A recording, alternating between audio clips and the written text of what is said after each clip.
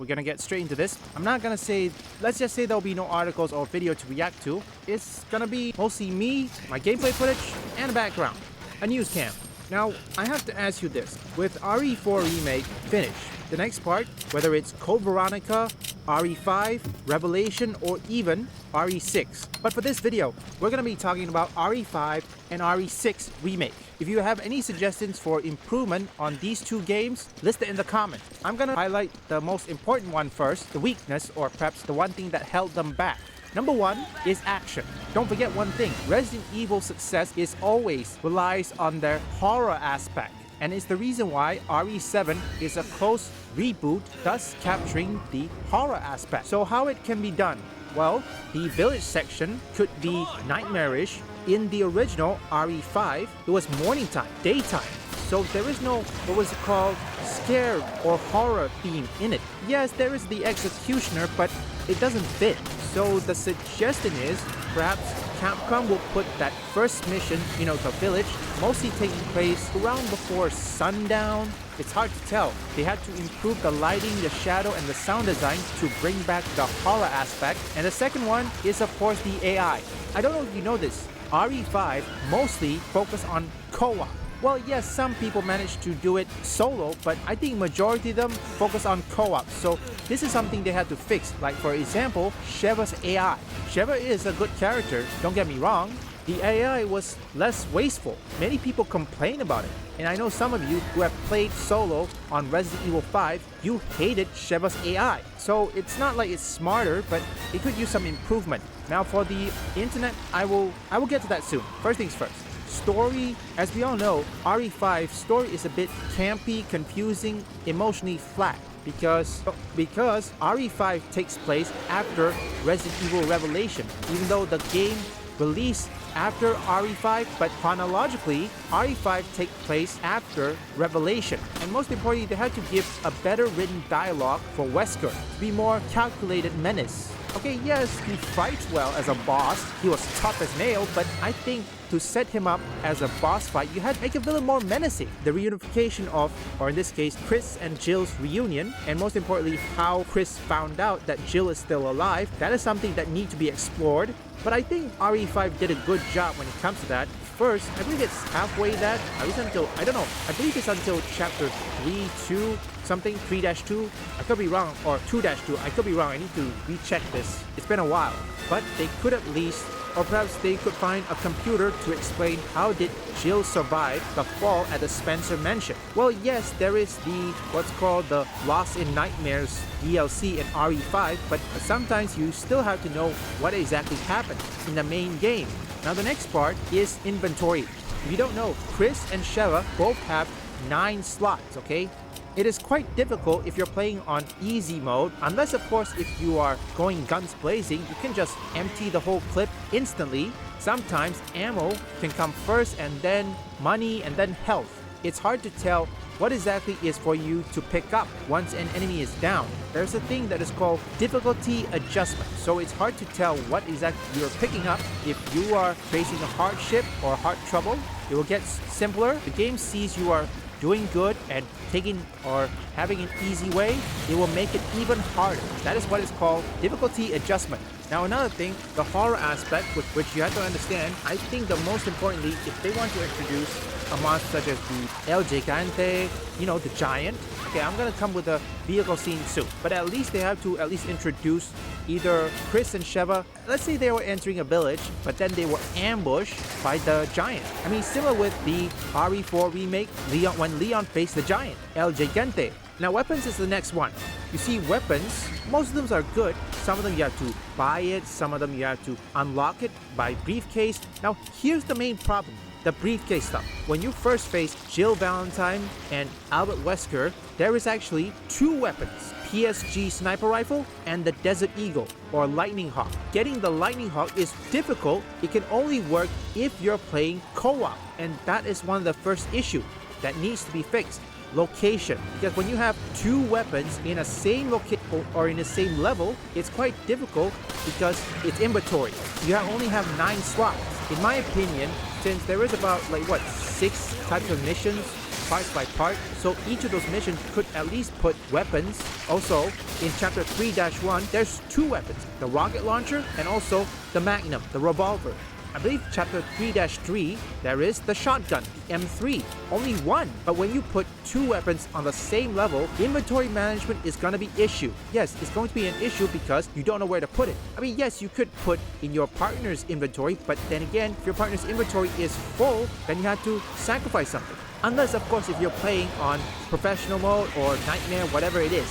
Now another thing, I'm gonna see the problems of RE5 soon, but let's talk about RE. Let me talk one thing. The flashback, hopefully they don't do something like in RE Revelation. For the flashback in RE Revelation, or Resident Evil Revelation, it was good, but the problem is, there were times where you only get like, what, 26 bullets?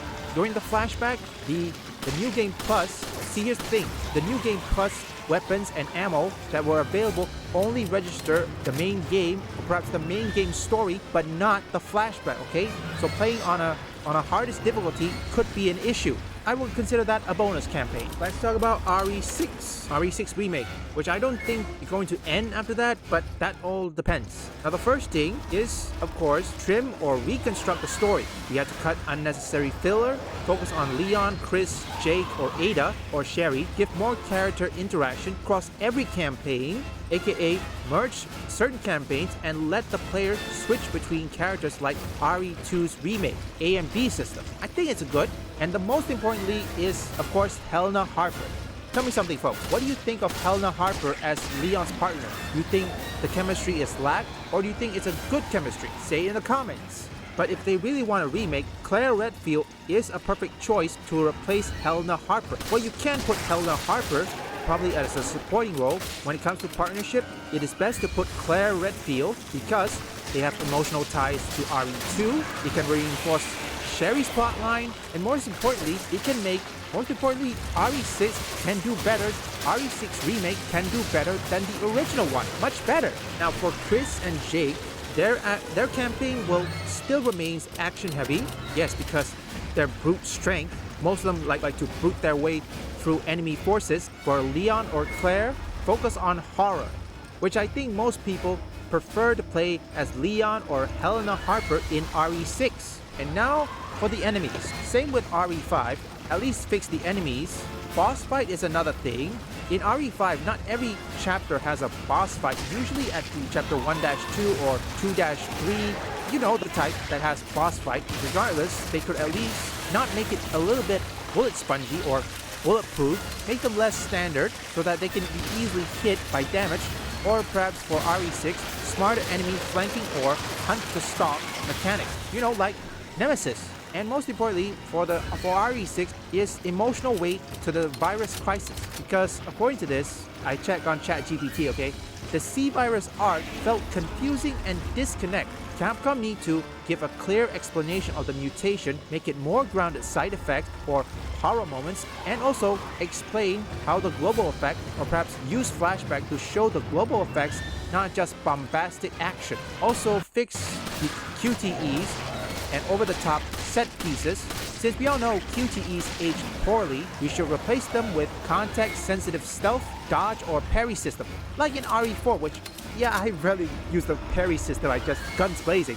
And we have to tone down the scripted boss fight, aka Michael Bay style explosion. So overall, RE5 has one major problem, the zombies. We need to add at least a diverse pool, but most importantly showcase things such as resistant fighters, militia, warlords, all that sort. But most importantly, Capcom, I know during RE5 you just want to create games. You don't want to make a political statement, which good for you. Don't listen to journalists, okay? Mainstream media doesn't care about your game. They never did. And I'm 100% certain that RE5 Remake is going to be ignored by every mainstream media, except YouTubers. Take a look with Hogwarts Legacy. Digital Foundry didn't review Hogwarts Legacy. Why is that? Now, overall, I think adding Claire Redfield in RE6 could make RE6 Remake better remake. It could gain in more players because it felt connected. As for RE5, they could at least tell how did the Plagas reaches Africa, because we still have the post-credit scenes from RE4 Remake Separate Ways DLC. We still haven't heard from that. So hopefully Resident Evil Code Veronica can bridge the gap between, or perhaps can at least tell what exactly happened after RE4, before RE4 or anything, yeah, before RE4, and then Revelation can even set up RE5, aka introducing the BSAA. Just a side note, like I said, Reforged, not everybody can do this whole anti-DI or woke content every single day.